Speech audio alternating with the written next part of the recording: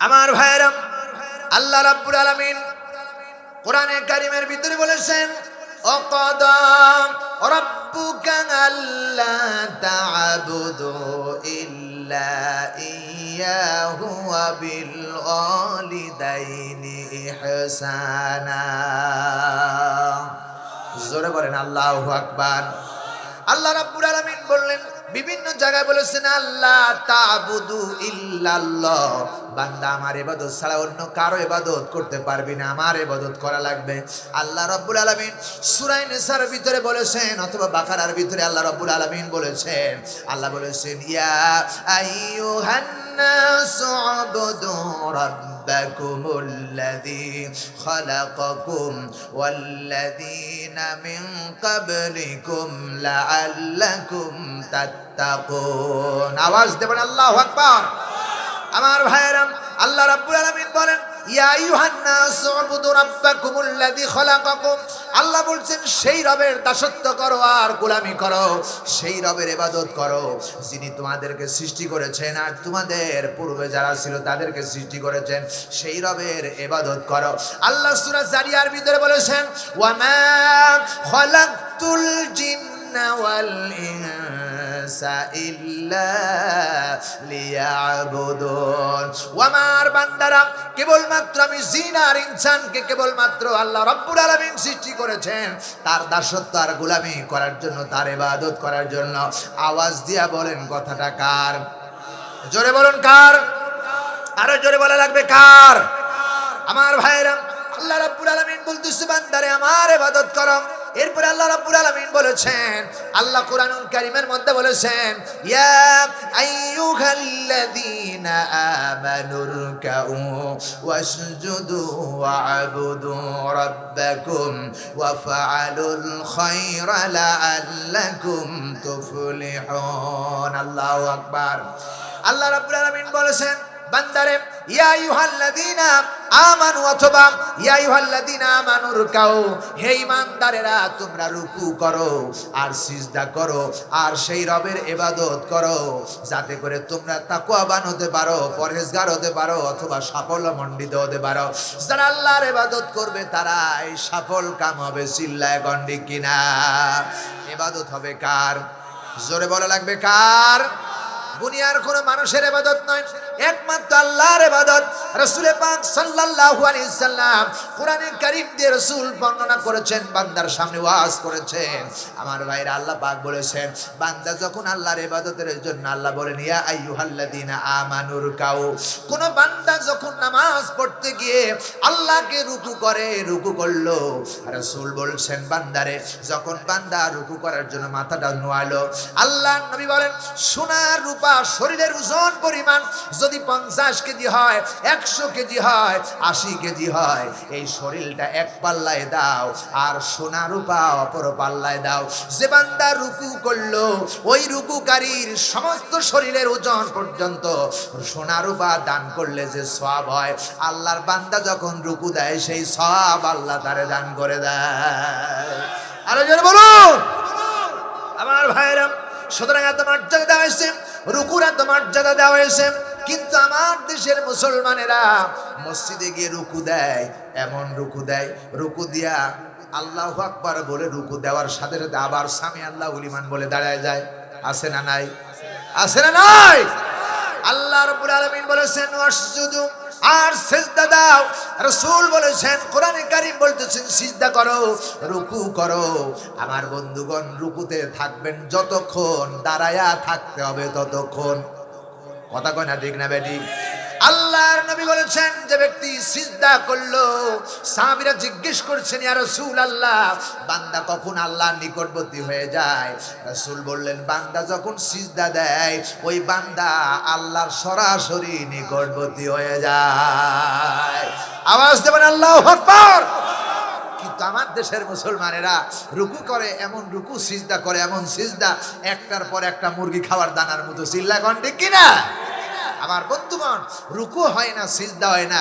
দুই সিজদার মাঝখানে রুকু, সিজদায় যতক্ষণ, দুই সিজদার মাঝখানে ততক্ষণ।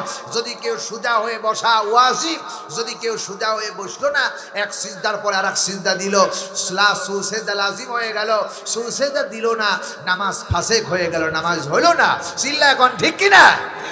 প্রিয় ভাই সব, সুতরাং নামাজ ফাজলামি জিনিস নয়। নামাজ হলো, আল্লাহ রাব্বুল আলামিন কোরআনে কারীমের মধ্যে বলেছেন, ইন্না আ'তাইনাকাল কাউসার, হে রাসূল আমি আপনাকে কাউসার দান করেছি, অবশ্যই আমি আপনাকে হাউজে কাউসার দান করেছি। সুতরাং ফাসাল্লি লিরাব্বিকা ওয়ানহার, সুতরাং আপনি আল্লাহর সন্তুষ্টির জন্য নামাজ পড়ুন আর কুরবানি করুন। চিল্লা কোন ঠিক কি না? নামাজ পড়া আদেশ দিয়েছে কে? আরো জোরে বলেন কে? আমার ভাইয়েরা, এই নামাজের ব্যাপারে আল্লাহ রাব্বুল আলামিন কুরআনুল কারীমের ভিতরে স্পষ্ট ভাষায় জবাব দিয়েছেন। রাব্বুল আলামিন বলেছেন, বান্দারে নামাজ হলো, আল্লাহ রাব্বুল আলামিন বলতেছেন, আল্লাহ বান্দা মুমিন যারা দাবি করো, আমরা মুসলমান দাবি করি, মুমিন দাবি করি। আল্লাহ রাব্বুল আলামিন বলছেন, আল্লাযীনা ইউমিনুনা বিল গায়বি ওয়া ইউকিমুনাস সালাতা ওয়া মিম্মা রাযাকনাহুম ইউনফিকুন। আল্লাহ রাব্বুল আলামিন বলেন, আল্লাযীনা যারা ইউমিনুনা বিশ্বাস করলো, বিল গায়ব গায়বের প্রতি যারা ঈমান আনলো, বিশ্বাস করলো, ওয়া ইউকিমুনাস সালাত আর নামাজ প্রতিষ্ঠা করলো, ওয়া মিম্মা রাযাকনাহুম ইউনফিকুন আর আল্লাহ দেওয়া সম্পদ থেকে আল্লাহর রাস্তায় বান্দা ব্যয় করলো। আল্লাহ রাব্বুল আলামিন বলেন, এরাই কেবলমাত্র মুমিনের গুণ অর্জন করলো। আরো জোরে বলুন, মুমিন হতে গেলে নামাজ দরকার আছে না নাই? আছে না নাই? আল্লাহ রাব্বুল আলামিন বলছেন, আমার দেশের মানুষে নামাজ পড়ে, আল্লাযীনা হুম আন সালাতিহিম সাহুন। নামাজটা কিন্তু মানুষকে দেখানোর জন্য নামাজ না, নামাজ পড়তে হবে ফাসাল্লি লিরাব্বিকা ওয়ানহার, আল্লাহর সন্তুষ্টির জন্য নামাজে সেজদা দেওয়া লাগবে। বান্দা যখন সেজদা দিল, নবীজি বলেছেন, বান্দা আল্লাহর সাথে একাকার হয়ে গেল। আরো জোরে বলুন, আল্লাহর কাছে নিকট হওয়ার একমাত্র ইবাদত হলো নামাজ। নামাজ আমার ভাইরা, আমার রাসূল ইন্তিকাল মুহূর্তে, সমস্ত নবীরা ইন্তিকাল মুহূর্তে ছেলের কথা বলেন নাই, মেয়ের কথা বলেন নাই, জামার কথা বলেন নাই, নাতি নাতগরের কথা বলেন নাই। সব নবীদের বক্তব্য ছিল একটা, আসসালাত আসসালাত আসসালাত, নামাজ নামাজ নামাজ, আমার উম্মতেরা নামাজ। আমার নবী, বিশ্ব নবী যখন ইন্তিকাল করবেন, বিদায় মুহূর্তে আয়েশাকে ডেকে বললেন, আয়েশা রে এখন কোন সময়? রাসূলের স্ত্রী আয়েশা বললেন, ইয়া রাসূলুল্লাহ এখন এশার নামাজের সময়। আল্লাহর নবী বলেন, আয়েশা আমাদের ঘরের জানালাটা খুলে দাও আর মসজিদের দিকে একটু আমার মাথাটা উঁচু করে ধরো। আয়েশা আল্লাহর নবীর মাথা উঁচু করে ধরলেন। আল্লাহর নবী মসজিদে নববীর দিকে তাকায় দেখতেছেন, সাহাবায়ে কেরামরা হযরত আবু বকরের ইমামতিতে নামাজ পড়তেছেন আর সাহাবীরা পাগলের মতো নামাজের মধ্যে কান্না করতেছে। সুবহানাল্লাহ বলতে চায় না? আয়েশা বললেন, ইয়া রাসূলুল্লাহ আমার বাবার ইমামতিতে আপনার অপেক্ষা করে করে সাহাবীরা নামাজে দাঁড়ায় গেছে আর আপনাকে না পায় সাহাবীরা কাঁদতেছে। রাসূল নামাজের দৃশ্য দেখে চোখের কোণা দিয়ে পানি বেরিয়ে আসলো।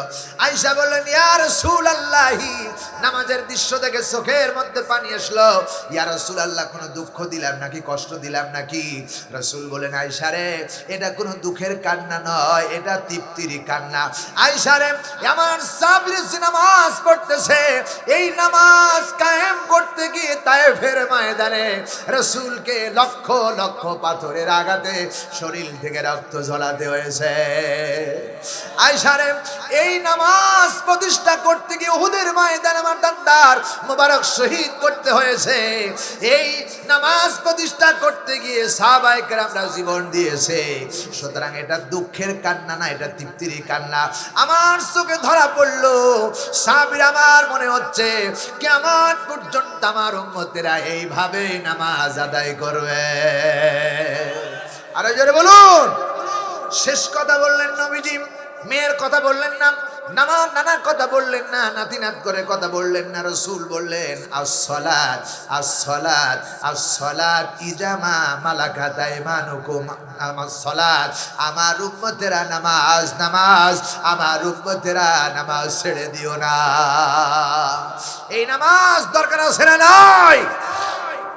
প্রিয় ভাই সব, সুতরাং নামাজ যখন সেজদা দেবেন, রুকু যখন দেবেন, রুকু দেওয়ার সময় আল্লাহু আকবার বলে হাঁটুর উপরে যখন হাত রাখবেন, মাথাটা এবং পিঠ এবং বরাবর সমান হয়ে যাবে। যতক্ষণ পর্যন্ত এমনি পড়তে থাকবেন সুবহানা রাব্বিয়াল আযীম, সুবহানা রাব্বিয়াল আযীম অন্তত 3 বার সুবহানা রাব্বিয়াল আযীম পড়ে সামি আল্লাহু লিমান হামিদা বলে দাঁড়ায়া যাবেন। রুকুতে যতক্ষণ ছিলেন দাঁড়ায়া থাকতে হবে ততক্ষণ। যদি রুকু থেকে উঠে আবার অমনি সিজদায় চলে গেলেন, সো সিজদা লাজিম হয়ে গেল। আমার ভাইরা, ওয়াজিব তরক হয়ে গেল, ওয়াজিব সু সিজদা দিলেন না, নামাজ ফাসেক হয়ে গেল, নামাজ আর থাকলো না। কথা কয় না ঠিক কিনা?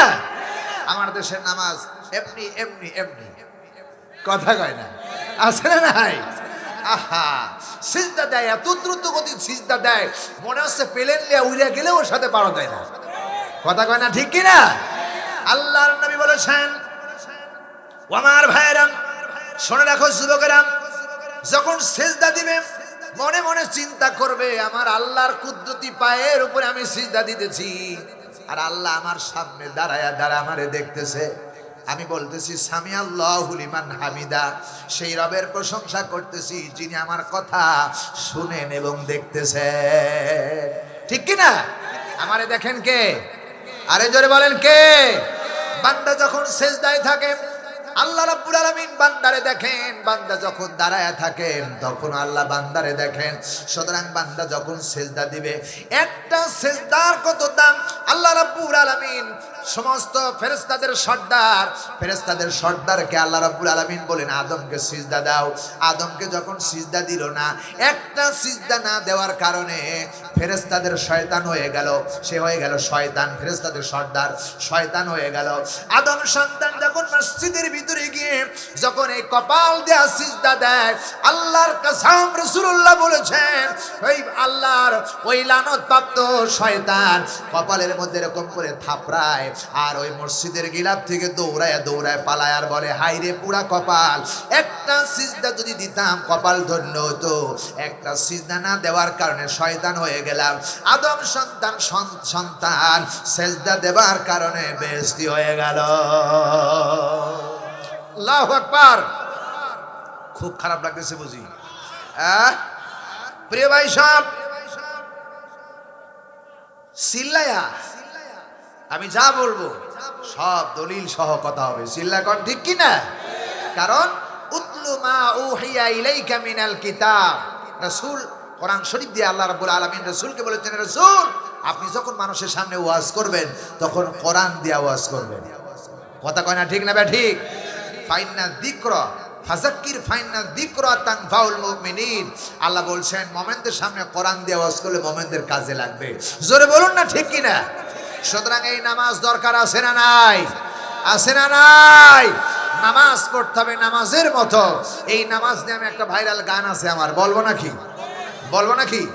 শুনেছেন আপনারা? মান্না একটা গান গাইলো, বাংলাদেশের চিত্রনায়ক মান্না একটা গান গাইছিল খুব মজার করে। গান গাইলে এমনি ভাবে, আম্মা জান আম্মা জান আম্মা জান আম্মা জান বুকের খনি আম্মা জান, ওইটাকে আমি নকল করে নামাজ নিয়ে একটা গান বার করেছি। বলবো নাকি? বলবো, সবাই বলবো? কারা কারা শুনবেন না হাত তোলেন? আহা, শুনবেন কারা কারা দেখি হাত তোলেন, লিল্লাহে তাকবীর। হ্যাঁ, সবাই শুনবে, বলি আলহামদুলিল্লাহ। গানটা হলো এরকম, যেটা অন্যায় সেটাকে ন্যায় করা লাগবে। আমি এরকম গান বের করেছি, শুনুন বলি। ভাইয়া জান ভাইয়া জান ভাইয়া জান ভাইয়া জান ভাইয়া জান, ও ভাইয়া জান আজান হলে নামাজেতে যান। ভাইয়া জান ভাইয়া জান ভাইয়া জান ভাইয়া জান ভাইয়া জান, আজান হলে নামাজেতে যান। ভাইয়া জান ভাইয়া জান ভাইয়া জান, নামাজ হলো আল্লাহর হুকুম, আল কোরআনে বলে রে, আল কোরআনে বলে কাফের মুসলিম পার্থক্য যে নামাজের মাধ্যমে।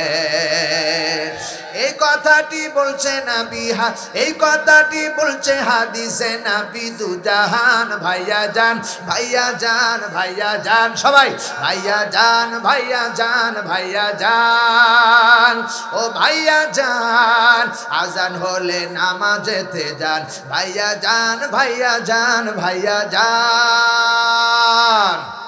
নামাজ হলো আল্লাহর হুকুম, আল কোরআনে বলে রে, আল কোরআনে বলে কাফের মুসলিম পার্থক্য যে নামাজের মাধ্যমে।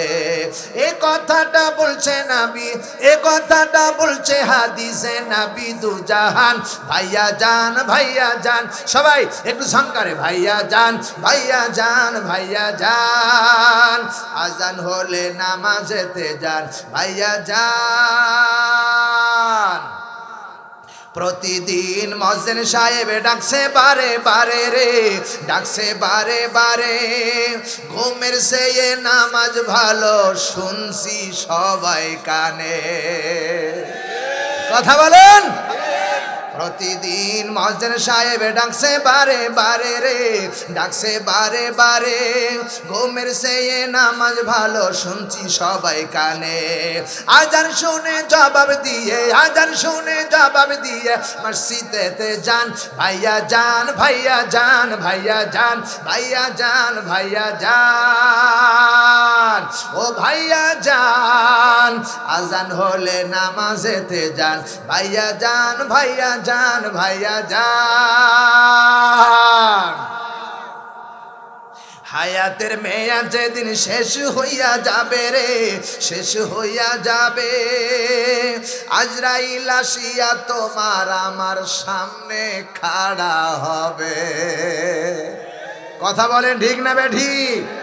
হায়াতের মেয়াদ যেদিন শেষ হইয়া যাবে রে, শেষ হইয়া যাবে, আজরাইল আসিয়া তোমার আমার সামনে খাড়া হবে। তোমার আমার রুহু খানা কবজ করবে, সময় দেবে না, ভাইয়া জান, ভাইয়া জান, ভাইয়া জান, ভাইয়া জান, ভাইয়া জান, আজান হলে নামাজেতে যান, ভাইয়া জান, ভাইয়া জান, ভাইয়া জান, ও ভাইয়া জান, আজান হলে নামাজেতে যান। কথা কয় না ঠিক না বেঠিক? পাঁচ ওয়াক্ত নামাজ যারা জামাতে পড়িবে রে, জামাতে পড়িবে, পাঁচটা পুরস্কার আল্লাহ দুনিয়াতেই দেবে। আসত নামাজ যারা জামাতে পড়িবে রে, জামাতে পড়িবে, পাঁচটা পুরস্কার আল্লাহ দুনিয়াতেই দেবে। এক নাম্বার রুজির ব্যবস্থা হইবে রে আসান, ভাইয়া জান, ভাইয়া জান, ভাইয়া জান, ভাইয়া জান, ভাইয়া জান, ও ভাইয়া জান, আজান হলে নামাজেতে যান, ভাইয়া জান। আজান হলে মসজিদে যাবেন কারা কারা? দুই হাত তুলে তাকবীরের মাধ্যমে দেখান, নারায়ে তাকবীর, নারায়ে তাকবীর। আল কোরআনের আলো, আল হাদিসের আলো, লিল্লাহে তাকবীর। আমার বন্ধুগণ, সুতরাং যেটা অন্যায় সেটা ন্যায় করা লাগবে। জোরে বলুন ঠিক কিনা? আমার দেশের, সুতরাং আমি মান্না গান গাইলো একটা, আমি গান কোরআনের পক্ষে গান গাইলাম। সুতরাং নামাজ হলো শ্রেষ্ঠ ইবাদত, চিল্লাগণ ঠিক কিনা? এই নামাজ নিয়ে ফাজলামি করা যাবে না, নামাজ পড়তে হবে কেবলমাত্র আল্লাহর সন্তুষ্টর জন্য। প্রিয় বন্ধুগণ, রাসূল পাক সাল্লাল্লাহু আলাইহি সাল্লাম হাদিস শরীফের ভিতরে বলেছেন, রাসূল পাক সাল্লাল্লাহু আলাইহি সাল্লাম বলেছেন এই নামাজ এমন একটি গুরুত্বপূর্ণ ইবাদত। রাসূল বলেছেন, ওয়ান আবি যার রাদিয়াল্লাহু তাআলা ইন্নান নবী সাল্লাল্লাহু আলাইহি সাল্লাম খরাজা জামানা শীতাই। রাসূল পাক সাল্লাল্লাহু আলাইহি সাল্লাম হাদিস শরীফের মধ্যে বলেছেন যে রাসূল একদিন শীতের দিনে হযরত আবু যার রাদিয়াল্লাহু তাআলা আনহুকে সঙ্গে করে একটা গাছের নিকটে গেলেন। গাছের নিকটে যাওয়ার পরে রাসূল পাক সাল্লাল্লাহু আলাইহি সাল্লামের গাছের দুইটা ডালা ধরে ঝাঁকি দিলেন, আর আবু যারকে ডেকে ডেকে বললেন, ইয়া আবু যার, ইয়া ক্বালা ফাকালা ইয়া আবু যার, আবু যার বলেন লাব্বাইকা ইয়া রাসূলুল্লাহ ইয়া হাবিবাল্লাহ। রাসূলের সাহাবী আবু যার বললেন ইয়া রাসূলুল্লাহ আমি লাব্বাইক, আমি হাজির আছি। রাসূল বললেন ও আমার আবু যার শুনে নাও, ক্বালা ইন্নাল আবদিল মুসলিমা লা ইউসাল্লি সালাতা, যে ব্যক্তি নামাজ পড়লো, যে ব্যক্তি নামাজ পড়লো, দেখো এই গাছ, রাসূল এরকম করে ঝাঁকি দিচ্ছিলেন, ঘাস ধরে ঝাঁকি দিচ্ছিলেন আর গাছের পাতাগুলো টপ টপ করে পড়তেছিলেন। রাসূল বললেন আবু যার যদি কোনো বান্দা নামাজ পড়ে, কোনো মুসলমান নামাজ পড়ে, তাহলে গাছের পাতাগুলো যেমন করে টপ টপ করে পড়ছে, নামাজি বান্দার শরীর থেকে ওইরকম গুনাহ টপ টপ করে পড়ে যাবে। আরে জোরে বলুন সুবহানাল্লাহ। প্রিয় ভাই সব, নামাজি বান্দার শরীরে কোনো গুনাহ থাকে না, জোরে বলুন আল্লাহু আকবার। হাদিস শরীফের ভিতরে এসেছে, নবীজি বলেছেন তোমাদের বাড়ির পাশে যদি কোনো একটা পুষ্করিণী থাকে, কোন বান্দা যদি 5 বার করে সেখানে গোসল করে, তার গায়ে কি কোনো ময়লা থাকতে পারে? সাহাবীরা বলেন ইয়া রাসূলুল্লাহ কোনো ময়লা থাকতে পারে না। আল্লাহ নবী বলেছেন আমার সাহাবীরা, কোন বান্দা যদি 5 বার ওযু করে 5 ওয়াক্ত নামাজ পড়ে, তার জীবনে কোনো গুনাহ থাকতে পারে না। এমন একটা গুরুত্বপূর্ণ নামাজ আল্লাহ রাব্বুল আলামিন কোরআনুল কারীমের ভিতরে স্পষ্ট ভাষায় জবাব দিয়েছেন। এই নামাজের ব্যাপারে আল্লাহ রাব্বুল আলামিন কোরআনুল কারীমের মধ্যে বলেছেন, আল্লাহ রাব্বুল আলামিন কোরআনে কারীমের মধ্যে কোরআনে কারীমের মধ্যে বলেছেন, ইয়া আইয়ুহাল্লাযীনা আমানু ইযা নুদিয়া লিস-সালাতি মিন ইয়াউমিল জুমআতি ফাসআউ ইলা যিকরিল্লাহি ওয়া যারুল বাই'a যালিকুম খায়রুল লাকুম ইন কুনতুম তা'লামুন। আরো জোরে বলেন আল্লাহু আকবার। আল্লাহ রাব্বুল আলামিন বললেন ইয়া আইয়ুহাল্লাযীনা আমানু, হে ঈমানদারেরা, ইদা যখন নুদিয়া লিস-সালাত, যখন জুমার দিন তোমাদের কাছে আসবে, ব্যবসা বাণিজ্য সব বেচা কিনা ছেড়ে দেয়া, এখন দৌড়াও আল্লাহর জিকিরের জন্য মসজিদের দিকে।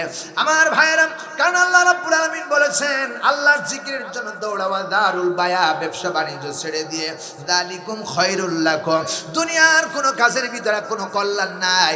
এখন কল্যাণ হলে আল্লাহ রাব্বুল আলামিনের ওই নামাজ জিকিরের ভিতরে। চিল্লায় গন্ডি কিনা।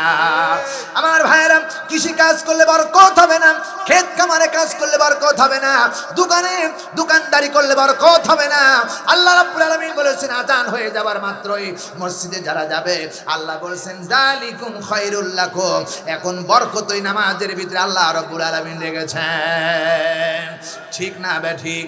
আমার ভাইরা, আল্লাহ নবী বলেছেন জুমার দিন, আজকে সেই জুমার দিন, রাসূল পাক বলেছেন যে ব্যক্তি জুমার দিনে বাড়ি থেকে ওযু করে পায়ে হেঁটে হেঁটে মসজিদে গেল, আর মসজিদে যাবার পরে যেখানে সময় জায়গা পেল সেখানে বসে পড়ল, নফল পড়ল, সুন্নাত পড়ল, কোনো কথাবার্তা আলোচনা করলো না, কথাবার্তা না করে ইমাম সাহেবের খুতবা শুনলো, নামাজ পড়লো।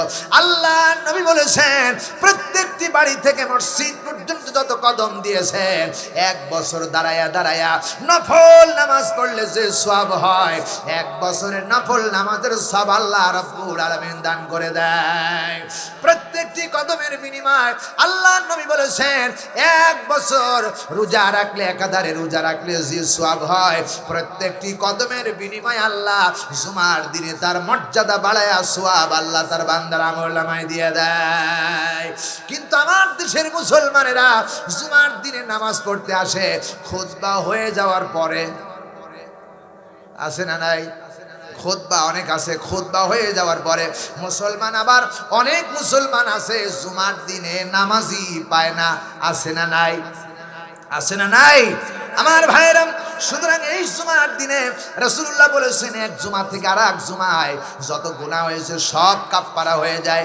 এত বড় গুরুত্বপূর্ণ জুমা, রাসূল বলেছেন এক রমজান থেকে আরেক রমজানে যত গুনাহ হয়েছে সমস্ত গুনাহ রমজানের রোজার মাধ্যমে আল্লাহ মাফ করে দেয়। আর এক জুমা থেকে আরেক জুমার মধ্যে যত গুনাহ হয়েছে সব গুনাহ খাতা আল্লাহ রমজানের বরকতে আল্লাহ তার বান্দার গুনাহ মাফ করে দেয়।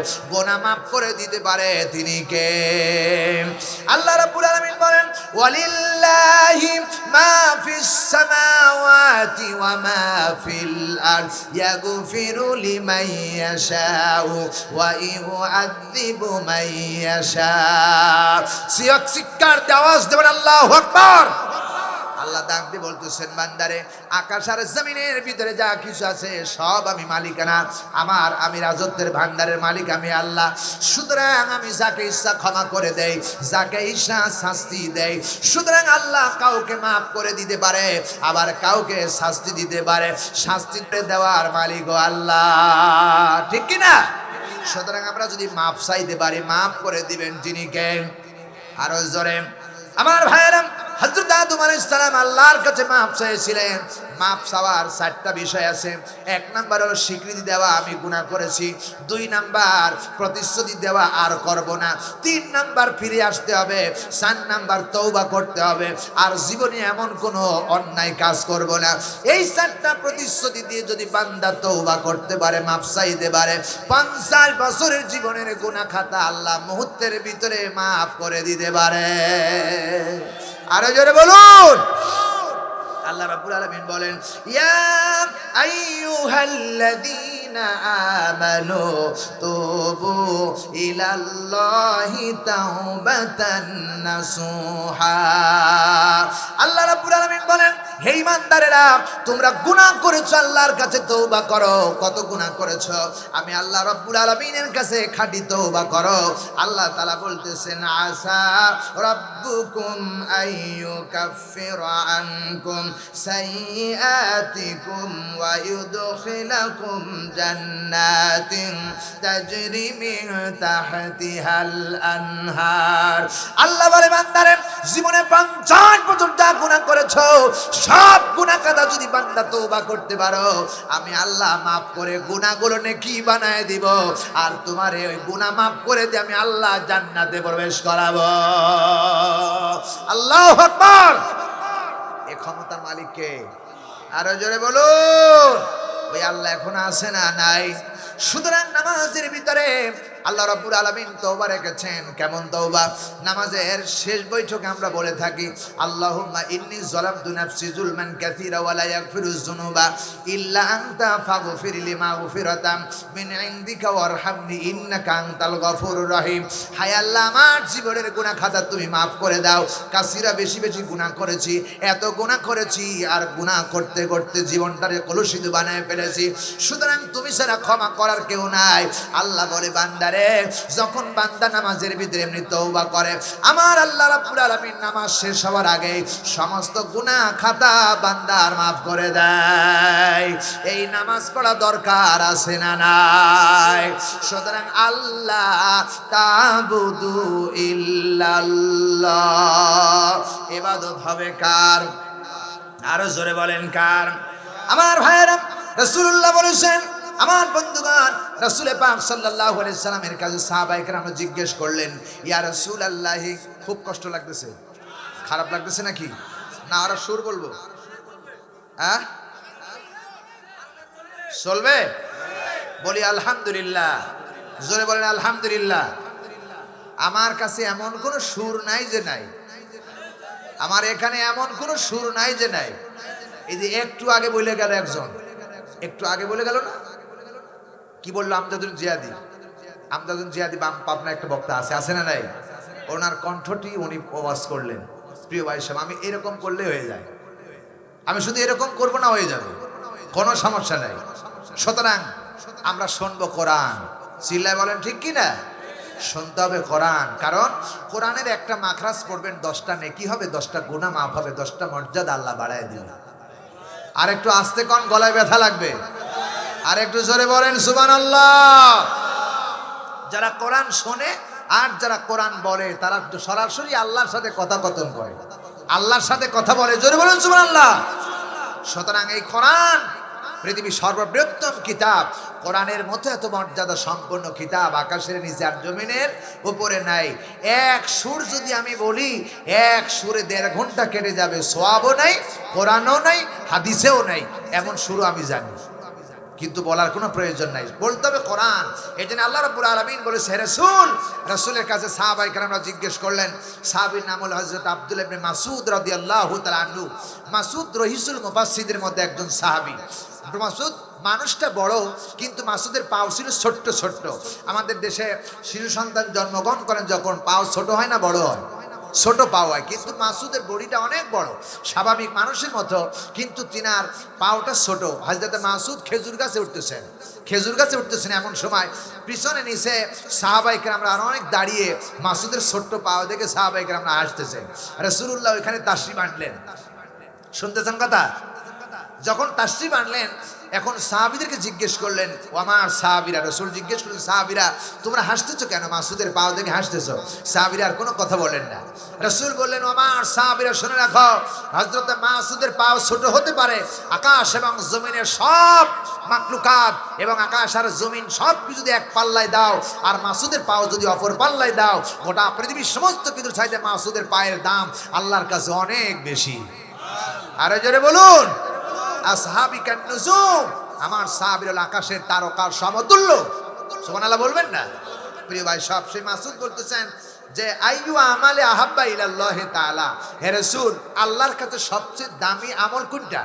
রাসূল পাক সাল্লাল্লাহু আলাইহি সাল্লাম বলতেছেন, ও আমার সাহাবীরা শুনে রাখো, রাসূল বলতেছেন ক্বালা আস-সালাতু লিওয়াক্তিহা কুলতু, রাসূল বলতেছেন আল্লাহর কাছে প্রিয় দামি আমল হলো ওয়াক্ত মতো নামাজ পড়া, সময় মতো নামাজ পড়া, নির্ধারিত সময়ে নামাজ আদায় করা। জোরে বলুন সুবহানাল্লাহ। ফজরের নামাজ, ফজরে আমরা অনেক যুবক আছি, অনেক বৃদ্ধা আছি, অনেক মা বোনেরা আছি, ফজরের নামাজে ঘুমের চেতনই পাই না। কথা কয় না ঠিক কিনা? ওরে ঘুমের বড়ি খাওয়ানো দরকার।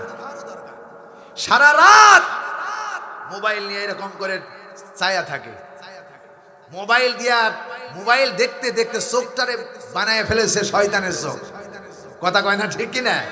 চোখটারে দেখতে দেখতে দেখতে দেখতে রাত কখন পার হয়ে যায়, ফজরের চেতন পাবে কখন? চেতন পাওয়া সম্ভব নয়।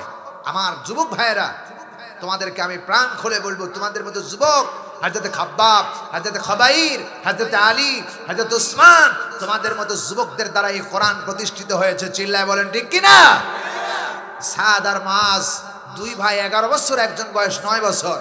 দুইজনের মাধ্যমে বদরের ময়দানে আবু জাহেল রে খেজুরের ডালা দিয়া পিটাইয়া খেজুরের ময়দানে বা বদরের ময়দানে আবু জাহেল রে হত্যা করছিল। প্রিয় ভাই সব, ছোট্ট মানুষ 11 বছর বয়স, একজনের বয়স 11 বছর, একজনের 9 বছর। যুবকদের দ্বারা ইসলাম প্রতিষ্ঠিত হয়েছে। তোমরা শুধু মোবাইল নিয়ে থাকলে হবে না। হ্যাঁ, মোবাইল নিয়ে থাকতে পারবে, সমস্যা নেই, তবে একটা কথা হলো, মোবাইল যেটা ভালো, তোমার এই মেমোরিটারে ভালো করা লাগবে। কথা কয় না ঠিক কিনা? এটা যদি ভালো হয় মোবাইলে ভালো আসবে, আর যদি এটা খারাপ হয় মোবাইলে থাকবে খালি অশ্লীল বেহায়াপনা। চিল্লা কোন ঠিক কিনা? আমার একটা মোবাইল আছে, কোরআন শরীফ ছাড়া কিছু পাই না, শুধু ওখানে কোরআন শরীফ আর কিছু নাই, ফেসবুক ইন্টারনেট কিছু নাই। প্রিয় ভাই সব, শুধু কোরআন দেখার জন্য রাখছি, ওই যে টাঙ্গায় রাখছে। সম্মানিত ভাইরা শুনে রাখো, সুতরাং আমাকে আপনাকে সর্বপ্রথম বিশ্বাস করা মুসলমান, আমি আমার ভাষায় বলে থাকি, মাঝে মাঝে ভাষায় বলে থাকি, যে সার্টিফিকেট হারায় গেলে সার্টিফিকেট আবার তৈরি করা যাবে। যদি জমির দলিল হারায় যায়, জমির দলিল আবার তহসিল অফিস থেকে নেওয়া যাবে। পাসপোর্ট হারায় গেলে আবার পাসপোর্ট করা যাবে। চরিত্র নামক সম্পদ যদি মোবাইলের ঝামেলায় পড়া, যদি চরিত্র নষ্ট হয়ে যায়, কিয়ামত পর্যন্ত এই চরিত্র আর খুঁজে পাওয়া যাবে না। কথা কয় না ঠিক কিনা? আর আমার দেশের বর্তমান সমাজের মেয়েরা তো মাশাআল্লাহ লাইন তো একটার সাথে করে না, 5টার সাথে করে। কথা কয় না ঠিক কিনা? মেয়ের বাসা হলো কে কয় চট্টগ্রাম, ছেলের বাসায় রাজশাহী। ছেলের মেয়ের সাথে রিলেশন করছে মোবাইলের মাধ্যমে, জীবনে দেখেও নাই। মেয়েটা প্রেমের টানে, ভালোবাসার টানে চট্টগ্রাম থেকে রাজশাহী এসে হাজির হয়ে গেছে। কথা কয় না, কথা কয় না? এরকম আছে না নাই? প্রিয় ভাই সব, আমি বলতে চাই, আবার আমি একদিনকে সাতক্ষীরা যাচ্ছিলাম, সাতক্ষীরা যেতে লেগে দেখি রাস্তার ভিতরে, আমি গাড়ি ধরছি, বাসে যাচ্ছিলাম, সেই দিনকে যাতে লেগে আমার পাশের সিটে একটা যুবক বসা। দেখছেন সম্মানিত ভাইরা, দেখেন খুব কষ্ট লাগে। প্রিয় ভাই সব, একটু কথা বলি তো, যুবকটা আমার পাশে দাঁড়ায় আছে, বসে আছেন সিটে বসে, আমাকে দেখে মিটমিট করে কথা বলছে, আবার বলছে, হুজুর আমি তো খুব বিপদে আছি। কেমনে বিপদে? কয় যশোরে এক মেয়ের সাথে আমি রিলেশন করছি, জীবনেও দেখি নাই। মেয়ের সাথে অনেক কথা আলাপ আলোচনা হয়েছে, মেয়েটার কাছকে দেখতে খুব মন চাচ্ছে। আমি বলি, শয়তান তোরে, শয়তান বড় শয়তান ধরছে। তোরে বড় শয়তান ধরছে, বুড়াই শয়তান ধরছে। তুমি, ছেলেটার বাড়ি হলো ঢাকায়, হলো গাবতলিতে, গাবতলি থেকে ও যাচ্ছে যশোরে এক মহিলার সাথে দেখা করার জন্য। ও আমার ভাইয়েরা, শুনে রাখো মুসলমানেরা, এই মহিলার খপ্পরে পইড়া নিজের জীবনটা যদি হারাও, দুনিয়া হারাবে, আখিরাতও হারাবে। চিল্লা কন ঠিক কিনা? দুনিয়ার সর্ববৃহত্তম, রাসূলুল্লাহ বলেছেন সর্ববৃহত্তম, গোটা দুনিয়ার সমস্ত সম্পদ যা আছে সব সম্পদের চাইতেও দামি সম্পদ হলো একজন সতীত্ববান নারী, একজন সতী নারী সবচেয়ে আল্লাহর কাছে দামি। আবার সবচেয়ে চক্রান্তকারী, সবচেয়ে বড় জাল, সবচেয়ে মানুষকে হত্যা করার সবচেয়ে বড় জাল হলো নারী। চিল্লা কন ঠিক কিনা? নারীর ফাঁদে পইরা আজ কত যুবক গলায় ফাঁসি নিল, কত যুবক বিষ খায়া মইল, কত যুবক আত্মহত্যা করলো। কথা কয় না ঠিক কিনা? আমার যে ভাইজান বলতেছে আমার 3টা নাতি, আহা দুঃখ থব কোন জায়গায়। এই সমস্ত বন্ধ করতে হলে কোরআনের আইন লাগবে। চিল্লা কও ঠিক কিনা? সুতরাং বাংলার জমিনে কোরআনের আইন চালু করতে চাও কারা কারা? 2 হাত তুলে আল্লাহরে দেখায় দাও। তাকবীর হবে লিল্লাহি তাকবীর। আল কোরআনের আলো, আল হাদিসের আলো, লিল্লাহি তাকবীর। আমার বন্ধুগণ, আল্লাহ যেন আমাদেরকে এই সমস্ত নারীদের খপ্পর থেকে বাঁচার তৌফিক দান করে। আল্লাহ বলছেন যুইনা লিন-নাসি হুব্বুশ শাহাওয়াতি মিনান নিসা, পুরুষের কাছে সবচাইতে আকর্ষণীয় বস্তু হলো নারী। কে বলছেন? জোরে বলেন, কে বলছেন? আল্লাহ বলছেন। কিন্তু এই নারীকে যদি সৎভাবে ব্যবহার করা হয়, সওয়াব আছে না নাই? কিন্তু নারীর দিকে তাকালে সওয়াব। রাসূলুল্লাহ বলেছেন 4টা জিনিসের দিকে তাকালে সওয়াব। একটা হলো কোরআন শরীফ, আর একটা হলো আলেমদের সিয়ারার দিকে তাকালে সওয়াব, আর একটা হলো মা বাবার সিয়ারার দিকে তাকার সওয়াব, আর একটা হলো খানায় কাবার দিকে তাকালে সওয়াব। এখন যদি মা বোনের দিকে না তাকায়, আর যদি আমরা যদি ডাল ডিঙের দিকে তাকাই, তাহলে বুঝি খুব সওয়াব হবে নাকি?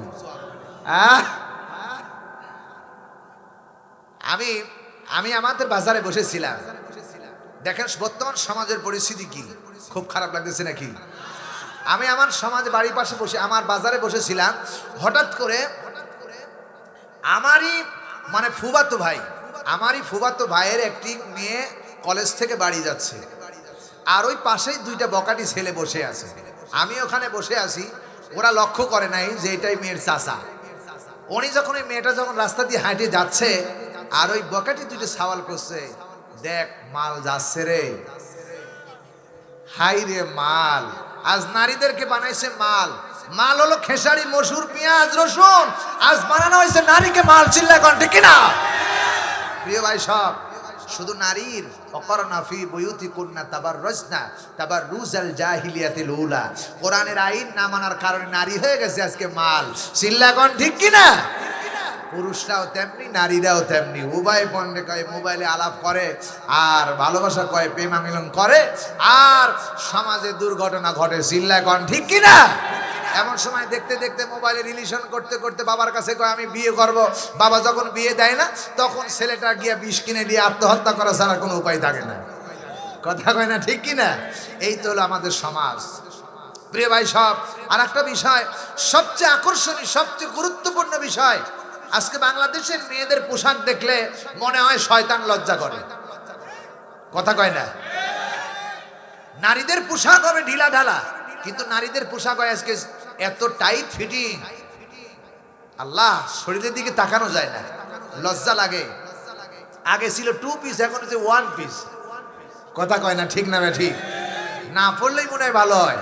তারপরে কোরআনে কারীমের মধ্যে আল্লাহ রাব্বুল আলামিন বলেছেন ওয়া লিবাসুত তাকওয়া, নারীর পোশাক হবে পায়ের পাতা পর্যন্ত ঢেকে যাবে। নারীর পোশাক হবে, টাকনু আছে না, টাকনুর নিচ পর্যন্ত ঢেকে যাবে নারীর পোশাক। এটা লিবাসুত তাকওয়া, ওয়া লিবাসুত তাকওয়া, নারীর পোশাক টাকনু ঢেকে যাবে, আর পুরুষের টাকনু বের হয়ে থাকবে। পুরুষ, আমার দেশের পুরুষ প্যান্ট বানাইয়া পায়ের টাকনার নিচে পড়ে, আর মেয়েরা পিলাজু বানাইয়া টাকনার উপরে পড়ে। কথা কয় না ঠিক কিনা? নারী হইছে পুরুষ, আর পুরুষ হইছে নারী। কথা কয় না ঠিক কিনা? সব উল্টা হয়ে গেছে। যুগ চলছে কোন দিকে?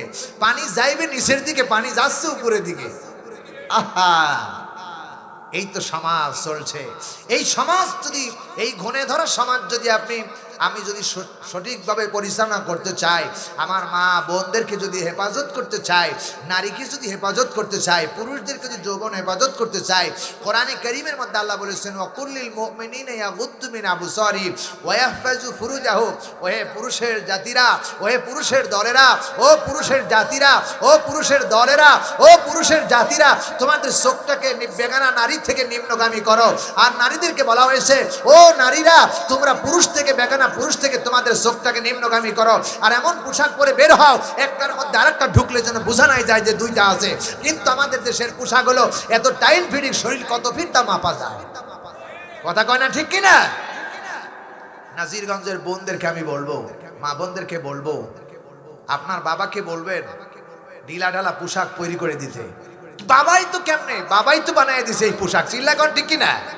বাবাও চিন্তা করে, এমনও বাবা আছে আমাদের দেশে, মেয়ে যদি টাইট প্যান্ট আর শার্ট আর গেঞ্জি পরে যায়, তখন বাবা মনে করে আমার মেয়েটা কত সুন্দর দেখা যাচ্ছে, মানুষেরা ভালো বলবে, বাবার মর্যাদা বাড়বে, বাবার মর্যাদা বাড়বে। ও দাইয়ুসুল ইয়াদখুলুল জান্নাহ, ও জাহান্নামে যাবে, ও দাইয়ুস, চিল্লা কর ঠিক কিনা? কোন নারী যদি পর্দায় না থাকে, স্বামীকে বলা হয়েছে দাইয়ুস। যেই স্বামীর স্ত্রী পর্দায় থাকে না সে হলো দাইয়ুস। যেই বাবা মেয়েকে পর্দায় রাখে না সেই মেয়ের বাবা হলো দাইয়ুস। আর দাইয়ুসু লা ইয়াদখুলুল জান্নাহ, জান্নাতের গন্ধ দাইয়ুস পাবে না। আমার দেশের, আমার মনে হয় নাজিরগঞ্জের মেয়েরা খুব পর্দা থাকে। হ্যাঁ, সবাই পর্দা থাকে নাকি? আলহামদুলিল্লাহ, আলহামদুলিল্লাহ বলবো তো। আমি দেখেছি, অনেকগুলো দেখেছি, পেঁয়াজ লাগানোর যখন সময় আসে, যখন পেঁয়াজ ওঠানোর সময় আসে, নারী আর পুরুষ সব কাঁচা মেরে লেগে যায়। কথা কয় না ঠিক কি যায়? বানিয়ে বললাম নাকি? প্রিয় ভাই সব, এই সমাজটাকে আমাদেরকে পরিবর্তন করতে হবে। এই সমাজের কথা বলবে কারা?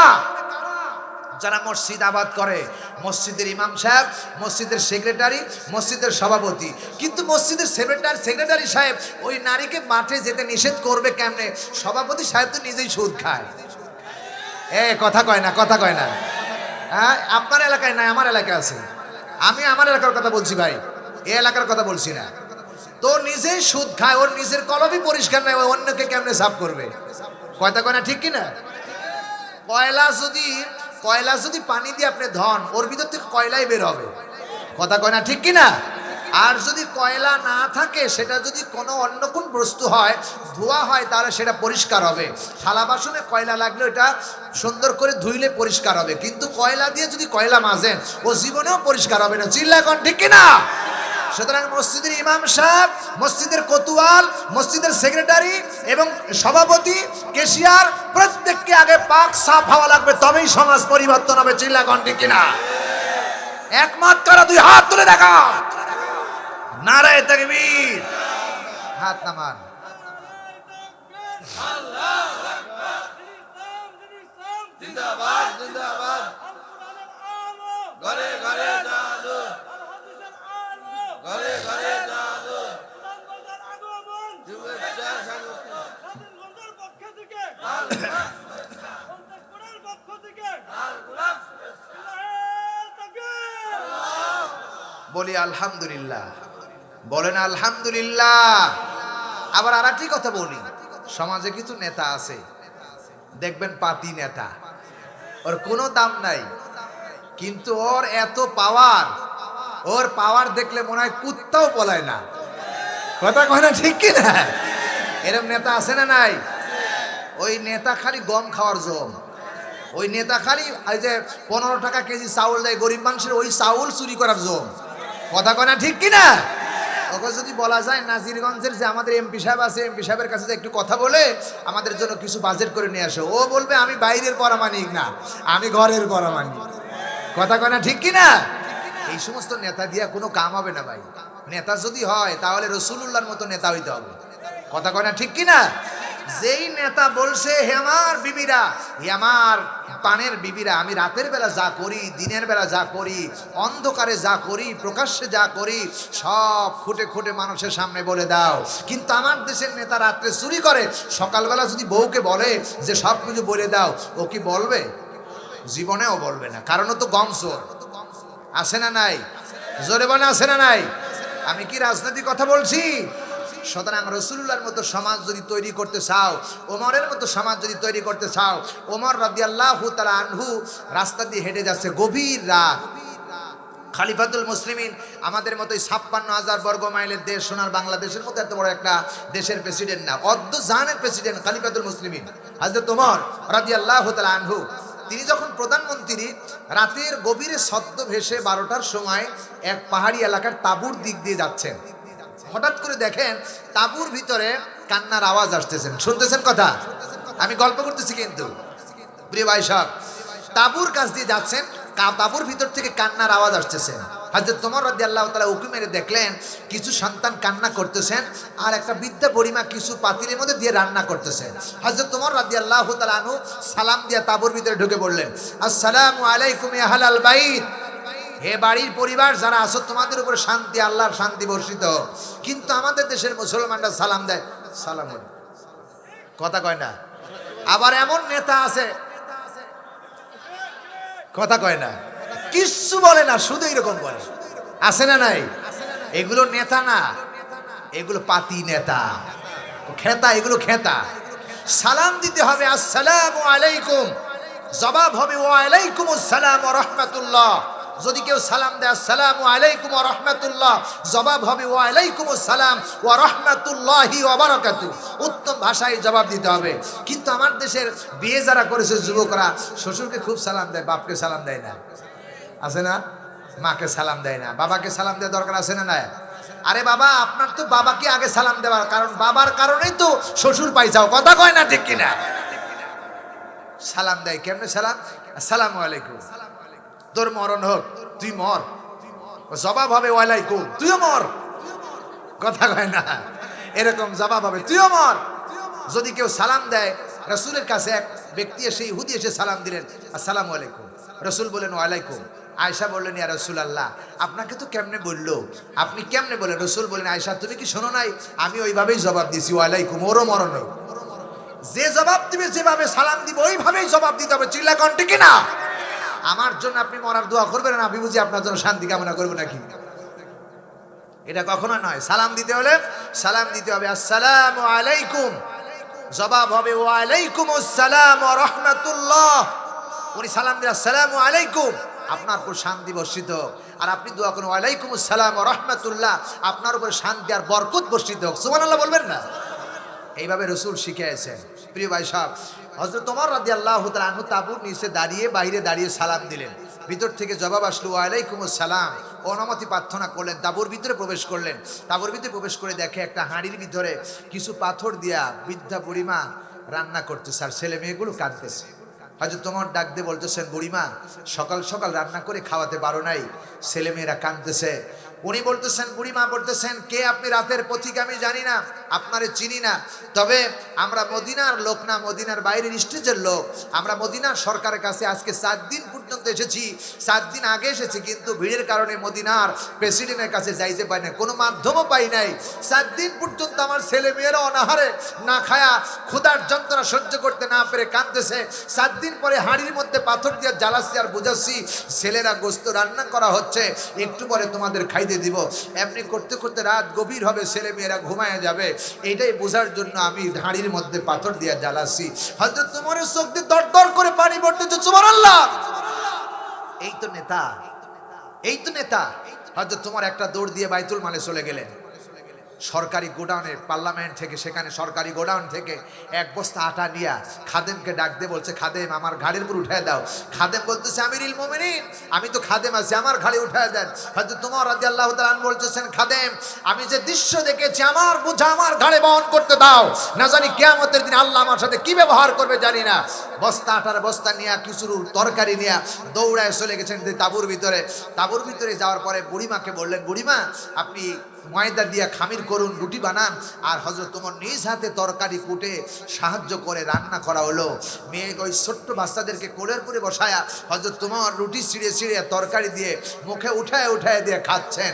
আমার প্রিয় ভাই সব, আর চোখ দিয়ে দরদর করে পানি পড়তেছে। মেয়েটি ডাক দিয়ে বলতেছেন, কে রাস্তার প্রতীক আপনার চিনি না, তবে মদিনার প্রেসিডেন্ট যদি আমিরুল মুমিনিন হযরত ওমর না হয়ে আপনার মতো মানুষ হতো, তাহলে এই এলাকার মানুষের দুঃখ দশা থাকতো না। জোরে বলেন সুবহানাল্লাহ। বলতেছে কার কাছে? জোরে বলেন কার কাছে? ওমরের কাছে। ওমর রাদিয়াল্লাহু তাআলা গোপন করলেন, পরিচয় দিলেন না। মা, আগামী কালকে ওই রাজ দরবারে যাবেন, সেখানে আমি থাকবো, সেখানে আপনাকে আরো কিছু দেওয়ার জন্য আমি চেষ্টা করব। সেখানে সকালবেলা চলে গেলেন। সকালে গিয়ে তাকায় দেখেন যেই রাজ দরবারে বসে আছেন আর কেউ না, রাতের বেলা যেই ব্যক্তি রুটি ছিঁড়ে ছিঁড়ে সন্তানের মুখে দিয়েছিলেন উনি হলেন খলিফাতুল মুসলিমিন হযরত ওমর। চিৎকার দেবেন আল্লাহু আকবার। বুড়িমা ডেকে বলতেছেন, আমিরুল মুমিনিন, গত রাত্রে আপনার সাথে যে বেয়াদবি করেছি, আপনার সামনে বলেছি আপনি যদি ওমর না হইয়া, আপনি যদি আমাদের দেশের প্রধানমন্ত্রী ওমর না হয়ে আপনি হতেন, আপনাকে অনেক কথা বলেছি, আপনি আল্লাহর রাস্তে আমারে মাফ করে দেন। হযরত ওমর ডাক দিয়ে বলেছেন, বুড়িমা আমার কাছে ক্ষমা চাইও না, আমার কাছে মাফ চাইও না, বরং আমি তোমার কাছে মাফ চাই। 4 দিন আগে খাতাবুর ভিতরে খাবার পৌঁছাইতে পারি নাই, 4 দিন যে কষ্ট করেছে এই জন্য কিয়ামতের দিন আমারে আসামির কাঠ গড়াই তুলো না। এই ছিল নেতা। জোরে বলুন ঠিক কি না? বর্তমান সমাজে আবার কিছু নেতা তৈরি হচ্ছে শুধু মানুষ হত্যা করা নেতা। কথা কয় না ঠিক কি না?